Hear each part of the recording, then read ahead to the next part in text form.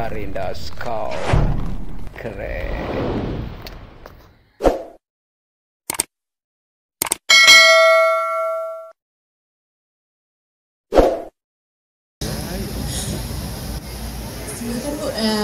Nah, gimana nih Bu? Semangat terus nih Bu ya. Semangat. Assalamualaikum warahmatullahi wabarakatuh. Hai. Kurang ya? Iya, semangat. Kurang keras sekali lagi Bu. Kita jauh banget tapi. Iya Bu, ini kan megah sekali. Selamat siang. Nah, kalau gitu langsung saja ya kita mulai begitu ya. Jadi memang pada sore hari ini sangat spesial loh untuk peringatan Hari Aksara Internasional ke-57 tahun 2022 ini. Karena di acara sore hari ini Sarasehan kita sudah bisa bertemu dengan narasumber yang juga luar biasa. Nah, pertama-tama Bapak Ibu marilah. Ada yang dari mana ini? Ada yang dari Paciran? Mana tuh yang dari Paciran? Wah, rame Bu. Ada lagi dari mana ini? Berondong. Siapa? Berondong. Berondong. Berondong? Iya. Berondong yang mana dari Berondong? Loh, kurang keras dong, ayo lagi. Ya, itu dia. Jadi hari ini Bu, semangatnya luar biasa sekali loh. Karena menunggu Bu Arimu juga untuk bisa berbagi ilmu. Nah, langsung saja ya. Jadi hari ini itu kita mau berdiskusi mengenai transformasi literasi dalam konteks Merdeka Belajar. Jadi memang transformasi literasi ini itu salah satunya menjadi concern bagi pemerintah Provinsi Jawa Timur sendiri, begitu Bu. Nah, untuk itu saya akan bertanya dulu kepada mungkin Prof. Bagong, begitu Nji? Nah, Prof, tadi saya sempat di bawah bertanya-tanya begitu Nji, dengan adanya tema kita begitu tentang transformasi literasi dalam konteks Merdeka. Sejak awal dididik untuk paham itu mulai kecil ya, mulai playgroup, mulai TK, mulai SD, SMP, SMA.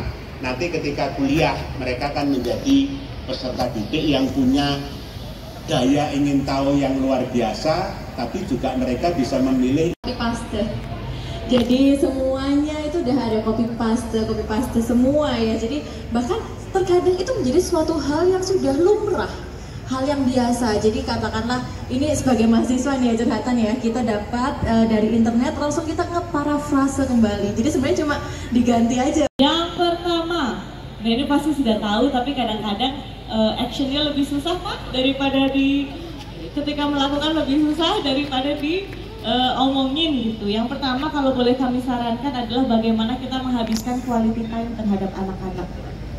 Jadi anak-anak itu kadang-kadang yang namanya quality time itu bukan waktu yang panjang, waktu yang sempit tetapi berkualitas.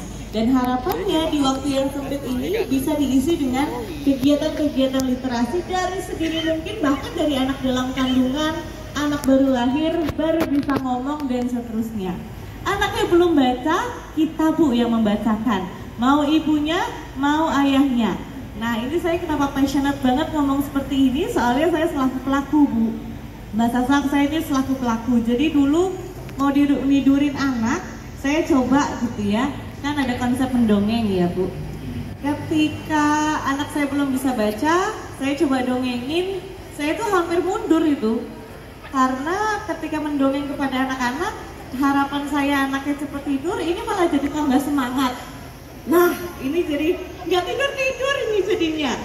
Tapi saya coba teruskan, saya akhirnya mulai nyaman dengan quality time itu karena sebagai ibu pekerja juga mungkin waktu-waktu saya terhadap anak-anak hanya pada saat sebelum tidur. Jadi itu saya manfaatkan betul. Ketika saya membacakan dongeng kepada anak, perlahan-lahan saya coba lihat perubahan di anak-anak. Perubahan terbesarnya adalah imajinasi Bu. Anak-anak itu kita punya kerjaan, kita ketemu orang, jadi kita ini selalu terpapar dengan informasi di luar rumah. Tapi berbeda dengan anak-anak kita. Sumber informasi terbanyaknya ada di orang tuanya. Jadi dengan kita meningkatkan, kita sharing baik dari cerita diri kita sendiri yang kita lakukan tadi seharian, ayah, bunda habis kerjain ini, habis ini, atau bahkan melalui buku cerita, itu sangatlah meningkatkan imajinasi anak. Rasa ingin tahu anak-anak ini meningkat, otomatis tidak perlu disuruh ketika anak mulai bisa membaca. Ketika anak sudah mulai mengerti gambar-gambar yang ada di buku, secara perlahan anak-anak ini timbul jiwa literasinya. Dan akhirnya sekarang walaupun setiap anak berbeda-beda Pak, ada yang kalau anak saya ada 3, cuman yang sudah bisa baca itu ada 2. Yang pertama ini yang saya bilang cukup sukses, jadi tanpa disuruh sekarang kerjaannya pinjam buku di perpustakaan. Tapi yang kedua berbeda lagi. Yang kedua ini tidak terlalu suka baca tapi suka berimajinasi Pak. Tapi kemudian lama-lama saya coba suruh anaknya untuk tuangkan di dalam cerita dan sebagainya. Kemudian ini yang pertama sebagai orang tua. Kemudian yang kedua, kita pernah dengar kalau guru itu adalah orang tua kedua bagi setiap anak, betul ya? Jadi orang tua pertama dan utama yang melahirkan, yang membesarkan anak ini penting sekali punya hubungan yang erat dengan orang tua keduanya, yaitu para guru.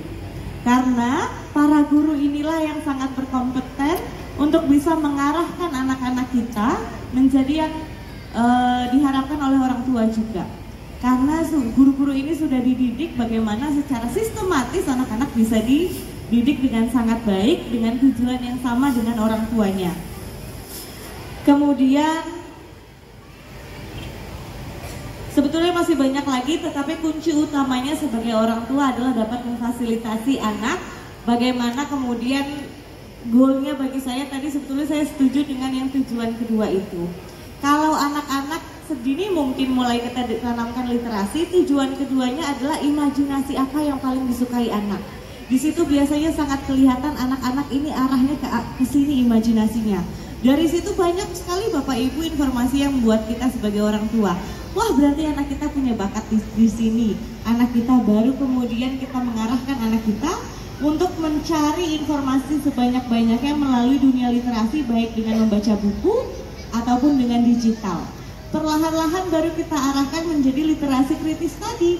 Bagaimana dari informasi yang dia baca, kemudian diskusikan dengan orang tua, dengan guru, yang pada akhirnya critical thinkingnya bisa terjadi. Nah, transformasi literasi ini butuh waktu yang banyak, tetapi sebetulnya kalau tidak dari sekarang, kapan lagi? Jadi butuh 2 unsur yang luar biasa, yaitu orang tua, pendidikan di rumah yang pertama dan utama, dan tentunya sebagai guru dan orang tua ini harus punya visi dan misi yang sama, khususnya di bidang literasi bagi si anak-anak.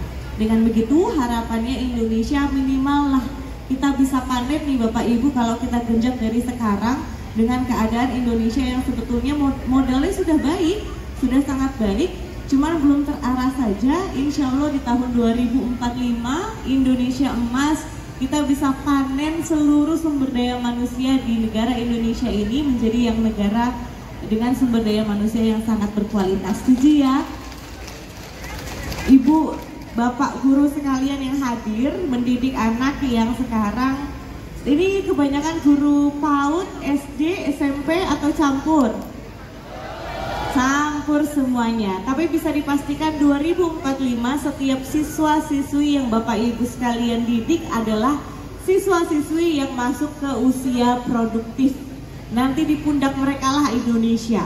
Jadi bagaimana ini anak-anak ini bisa memajukan literasi, memajukan kecerdasan bangsa, nanti 2045 akan ada di tangan anak-anak ini.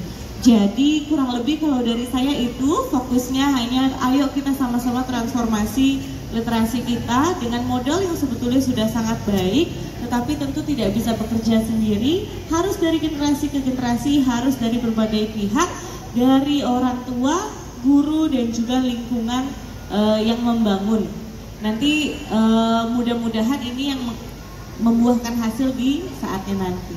Sekian, wassalamualaikum warahmatullahi wabarakatuh. Waalaikumsalam warahmatullahi wabarakatuh. Luar biasa sekali pemaparan pada sore hari ini ya.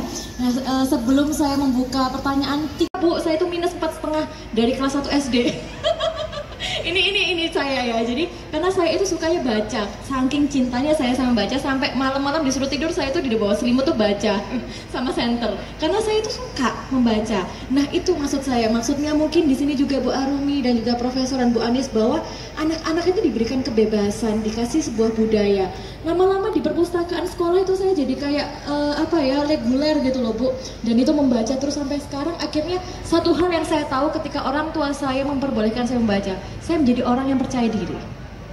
Orang yang percaya diri, anak yang percaya diri itu akan bisa menjadi anak yang juga di sekolah itu berprestasi, dan juga mungkin dia juga akhirnya memiliki tahu bagaimana dia berteman, dia bisa menentukan sikap karena rasa percaya diri yang dia punya.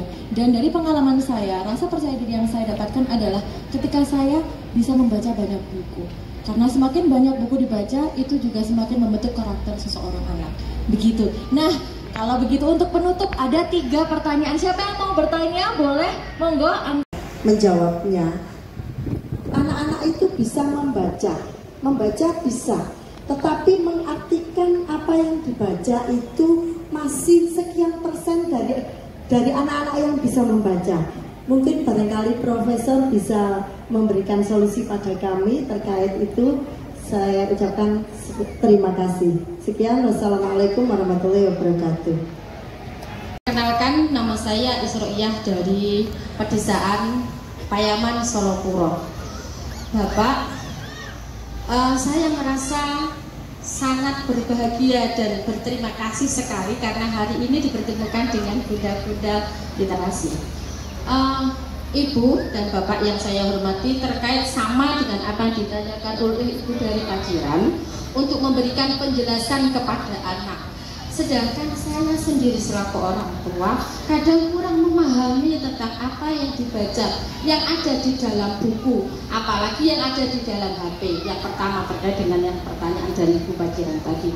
Selanjutnya Bapak, mohon maaf saya petani Bapak. Jadi pemahaman saya terhadap sesuatu yang ada di pemahaman anak itu jauh berbeda. Apalagi sekarang sudah ada yang namanya HP, di situ bermacam-macam bahasa-bahasa yang saya sendiri tidak tahu. Jadi untuk memahamkan itu, saya mohon bagaimana cara menjelaskannya kepada anak, sekalipun ketika saya melihat di HP, oh ini di apa itu kan ada dari artinya ini bisa, tetapi kadang anak-anak masih belum memahami tentang bahasa itu. Yang ketiga Bapak, terkait dengan kebiasaan membaca, mohon maaf, kami para guru TK belum harus TK harus bisa membaca, begitu ya Bapak ya. Tetapi Bapak, anak-anak kami alhamdulillah semua sudah bisa membaca. Ada sepeda motor tulisannya maha terpajang sepeda motor. Ada kuda terbaca kuda, sudah makul. Yang susah itu adalah ada kereta yang tidak terbaca. Artinya antara gambar dengan tulisan itu tidak sama. Sehingga ketika anak sudah berada di tingkat yang lebih lanjut ke tingkat dasar, anak harus memahami sesuatu yang ketika di TK-nya seperti itu, kemudian di kelas 1 sudah bermacam-macam buku dan harus pengetahuan yang harus dijawab dan harus dimiliki oleh anak dengan sekian pengetahuan yang berbeda. Bagaimana untuk menjelaskan itu kepada anak saya, termasuk saya sendiri karena saya juga punya anak kecil. Terima kasih Bapak penjelasannya. Assalamualaikum warahmatullahi wabarakatuh.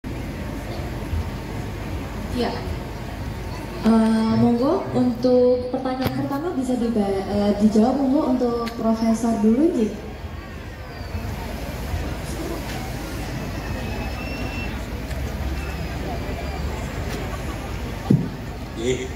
Selalu saya manfaatkan quality time-nya. Jadi saya ajak misalnya ke Batu, jalan-jalan gitu. Nah biasanya saya ini seneng lagunya Harvey Maleholo, Ebit GAD, Mus Mujiono gitu. Saya setel di tipnya mobil itu. Kalau saya nyetel itu, anak saya 10 menit sudah tewas, sudah ngorok, sudah tidur, sudah dengarkan gitu. Jadi anak saya itu lagu yang disenangi itu beda dengan saya. Lagunya yang disenangi itu Eminem gitu. Eminem Bapak Ibu tahu ya, rapper yang nyanyi dengan ngomel tidak jelas itu. Tapi katanya anak saya itu enak begitu. Nah saya dengan istri saya itu pada akhirnya saya siap paramek 2 begitu ya, minum. Mau nyetel lagunya Rihanna, Eminem itu oke. Dan anak saya ajak ke Batu itu 3 jam itu hidup terus, nggak tidur. Jadi saya sebagai orang tua itu yang kemudian harus mengorbankan sebagian privilege saya, hak istimewa saya sebagai orang tua. Kalau saya memaksakan selera saya, anak saya tidak bisa berkomunikasi dengan saya. Tapi kalau saya berkorban, mau mendengar dan mengikuti lifestyle anak saya bisa berbincang. Ini saya kira dilema yang dihadapi semua orang tua dan guru ya. Bagaimana kita memahami idiom-idiom yang dipakai oleh anak kita yang beda generasi dengan kita. Anak saya sendiri senang membaca itu karena jasanya pustakawan di sekolah SD anak saya dulu ya. Anak saya dulu itu di SD Al-Falah, Surabaya ya. Saya ingat betul waktu itu, ini sudah 20 tahun lebih yang lalu ya Bapak Ibu. Anak saya itu tiba-tiba kok senang buku, pinjam buku ke perpustakaannya. Terus saya lihat di sekolahnya, padahal perpustakaan sekolah Al-Falah itu maaf ya jelek sekali pokoknya. Dan tidak layak lah disebut perpustakaan sekolah itu. Tapi pustakawannya kreatif.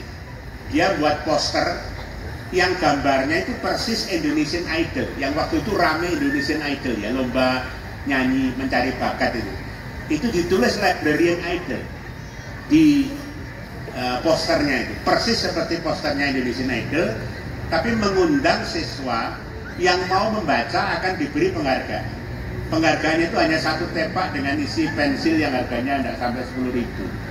Tapi anak saya dan teman-temannya gara-gara poster itu lalu senang pergi ke perpustakaan sekolah dan meminjam.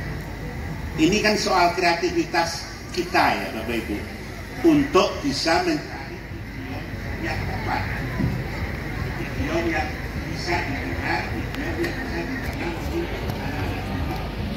Saya biasanya sering belajar dari film-film Hollywood.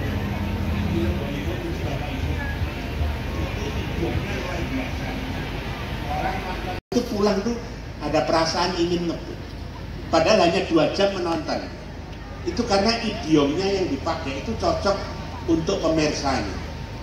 Nah, tugas guru itu adalah, tugas orang tua juga, mencari idiom yang masuk dalam kepala dan pikiran anak-anak kita. Jadi bahasanya itu memang tidak boleh bahasa yang mensubordinasi ya, yang bahasa asimetris antara orang tua dan anak. Anak kita itu kalau pacaran, dicium pacarnya, tidak akan cerita ke orang tuanya. Yang diceritain itu temannya. Karena hubungannya egaliter. Kalau sama orang tua hubungannya tidak sebagai teman, tidak bakal anak itu cerita. Jadi ini tantangan bagi guru, tantangan bagi orang tua ya. Bagaimana membangun relasi yang egalitarian. Saya menyebut egalitarian itu karena anak saya namanya Nadia Egalita. Egalita itu kesetaraan. Jadi saya memberi nama anak saya itu dengan maksud supaya anak saya membangun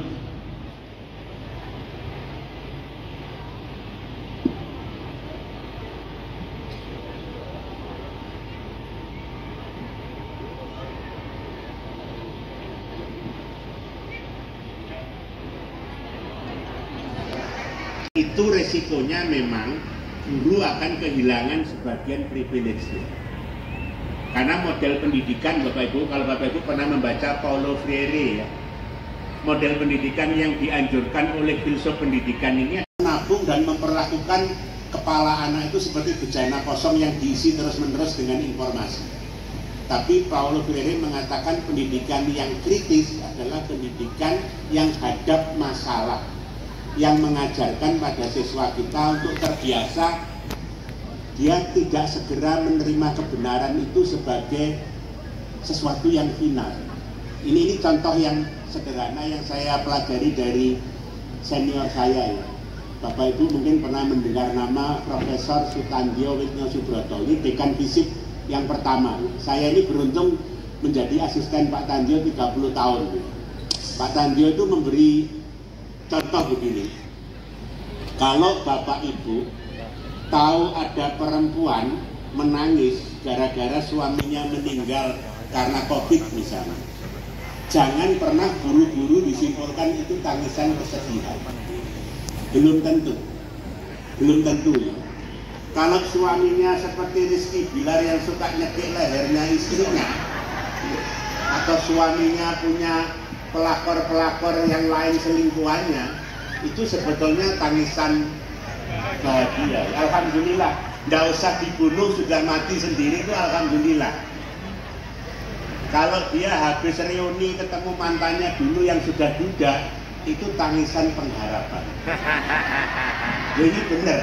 Jadi contoh yang diutarakan Pak Tandio senior saya itu, dia mengajarkan kalau Bapak Ibu ingin membangun siswa yang kritis, peserta didik yang kritis, jangan diajari mereka untuk menerima kebenaran itu titik, tapi kebenaran itu koma, dilihat dulu di baliknya ada apa. Kebenaran itu ada di behind-nya, di baliknya itu yang ada kebenaran itu, bukan pada apa yang terlihat.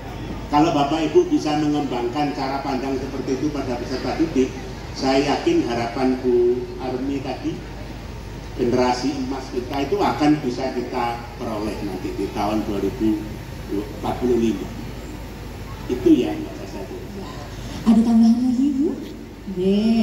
Sedikit saja saya tambahkan, ini khususnya untuk yang tadi banyak mengeluh soal anak-anak PAUD ya. Nah, karena memang fokus kami juga kalau tim gerak PKK kita mulai dari sana. Kalau pada intinya setuju sekali, kalau sedikit saya rampung, memang kita nggak bisa Bu, saya pikir tuh saya masih muda ya Bu, tapi ketika saya sudah punya anak, terus anak saya tumbuh di generasi yang ternyata beda lagi dari saya selalu bilang saya ini generasi Instagram, tapi anak saya generasi TikTok Bu. Saya udah nggak terlalu nyambung sama TikTok Bu, agak-agak pusing ngelihatnya tuh terlalu cepet gitu, hanya 30 detik paling lama, kemudian udah ganti konten buat saya tuh udah otaknya kayak kepanasan gitu ngelihat kebanyakan konten. Tapi anak-anak saya lebih suka seperti itu karena kalau misalnya kembali ke Instagram buat dia bosan. Nah ini yang harus kadang-kadang kita terima kenyataan, memang melawan arus itu tidak bisa. Tetapi tugas kita bagaimanapun perubahan era dan zaman, tetap ada standar-standar benang merah yang bisa ibu bapak guru sekalian berperan untuk memastikan anak kita tetap pada koridor yang betul. Nah jadi pada intinya kita nggak bisa melawan zaman kecuali kitanya yang kemudian berkorban lagi untuk berusaha memahami dan di mana tempat kita untuk memahami zamannya ini seperti apa, jadi beradaptasi. Itu yang pertama. Kemudian yang kedua, tadi ada yang mengatakan bahwa anak itu mungkin membaca bisa, tetapi nggak paham sama apa yang dibacainnya. Nah, khususnya untuk anak-anak PAUD, kalau semakin anak usia besar, SD, SMP, SMA, tingkat konsentrasinya tentu semakin panjang. Tetapi semakin kecil anak itu, tetap apalagi kalau misalnya topik yang dibahas itu adalah topik yang bukan minatnya, nah ini di usia berapapun itu kok tingkat konsentrasinya lebih pendek lagi. Jadi percayalah untuk perbanyak kualitas bukan kuantitas. Jadi jangan banyakin bacanya tapi banyakin diskusi tentang hasil bacaannya. Jadi untuk anak PAUD misalnya didongengkan atau sama-sama membaca di dalam kelas sebuah buku yang tipis saja. Kemudian untuk bisa memastikan anak-anak itu paham, misalnya baca bukunya 5-10 menit, diskusinya usahakan 15 menit. Jadi tanyakan, ada yang mau ditanyain, ada yang nggak ngerti, atau dan sebagainya. Dari sini kreativitas anak itu akan berkembang, pemahaman anak akan berkembang, dan Bapak Ibu guru juga pasti akan terkejut, ternyata beda kepala, beda pemahaman dan persepsinya terhadap satu topik. Nah inilah yang kita lebih banyak butuh. Jadi kualitas pemahamannya, kemudian mendidik anak supaya berpikirnya lebih kritis lagi dengan seperti itu. Mungkin itu Bapak Ibu untuk masukannya. Bu Anis, monggo. Yang dari Paciran. Jadi memang untuk usia PAUD kita tidak boleh untuk kalistung tentunya. Ya, jadi memang pendekatan kita ya dengan mendongeng atau apa ya, kemarin kita luncurkan itu yang ada surat peluncuran itu adalah anak disuruh memilih topik dongeng dan disampaikan kepada ibunya. Bu, aku dapat tugas dari guru untuk dongeng yang diajarkan oleh ibunya tadi. gitu. Mungkin sambil menjelang tidur, apa yang sudah dikatakan oleh Ibu Arumi tadi bahwa dongengnya itu, tapi nanti si anak itu nanti akhirnya bagaimana cara mengevaluasinya? Ya, si guru itu nanti memanggil si anak ke depan, dapat cerita apa nak dari ibunya, tentang dongeng apa nak, coba ceritakan di depan kelas. Ya, itu akan imajinasinya juga pasti akan berkembang, tidak seperti apa yang diceritain persis sama ibunya itu. Lah itu harapan kami adalah ada kedekatan antara ibu dan anak. Yang pertama, yang kedua ini memberikan peran serta juga kepada ibunya ben tidak main HP sendiri. Jadi ibu dalam mendongeng ke anaknya bukan harus memegang buku, bisa pegang handphone karena di cerita-cerita rakyat banyak di handphone juga, kan begitu. Dan nanti selain itu anak juga nanti akan imajinasinya akan berkembang dari cerita ibunya tadi itu. Misalnya ibunya cerita kancilnya enggak bilang tolong-tolong, mungkin anaknya bisa berkembang menjadi tolong-tolong dan sebagainya, begitu. Nah, untuk dimasukkan di ini sebenarnya sudah ada program di Dinas Pendidikan melalui kanal YouTube ya. Jadi kemarin juga kita melaksanakan yang namanya apa itu Gurami, kita melakukan pelatihan guru asik dan menyenangkan. Jadi di situ materinya itu bagaimana sih menjadi guru yang asik dan menyenangkan bagi anak-anak ini dalam menyongsong Merdeka Belajar. Jadi monggo, ini kemarin juga saya harus ada di ini, masukkan dalam konten itu sudah ada, nanti bisa dipirsani. Kemudian untuk yang menanggapi ibu tadi yang dari mana tadi yang membaca lewat HP itu banyak manfaatnya atau bahayanya. Nah, kita harus ini sebagai orang tua ya memang harus kita tegas. Jadi banyak-banyaknya waktu untuk berdialog dengan anak sehingga anak itu tidak dibiarkan sendiri sehingga lebih banyak cenderung memegang HP. Kemarin kata Ali bahwa yang tidak boleh pegang HP saat makan, saat bercengkrama dengan keluarga. Nah, orang tua sebagai figur ya harus lepas HP kalau begitu, kan begitu. Jadi cobaan untuk kita juga. Apalagi seperti Bu Arumi ini tentunya banyak grup-grup yang harus dibalas, kan begitu. Saya juga kalau nggak dibalas katanya nanti dikira sombong, kan begitu. Jadi ini juga tantangan bagi kami, tetapi bagaimanapun kita harus mengorbankan kepentingan diri untuk anak kita. Dan mungkin untuk menyiasatinya dan matanya kadang-kadang enggak ada sekarang kacamata yang anti radiasi, monggo. Barangkali anaknya kok terlalu sulit untuk diinikan, ya berikan aja kacamata untuk radiasi agar matanya ini tidak menjadi rusak. Barangkali itu Mbak. Pada sore hari ini terakhir izinkan saya untuk memberikan sebuah rangkuman sedikit saja penutup ya, statement. Tidak ada anak yang benci membaca, hanya ada anak-anak yang belum menemukan buku yang tepat. Tidak ada penyembuh jiwa yang lebih kuat selain budaya literasi, sebuah harapan dan alat utama dalam kehidupan sehari-hari guna menjadikan Indonesia Emas 2045. Terima kasih semuanya.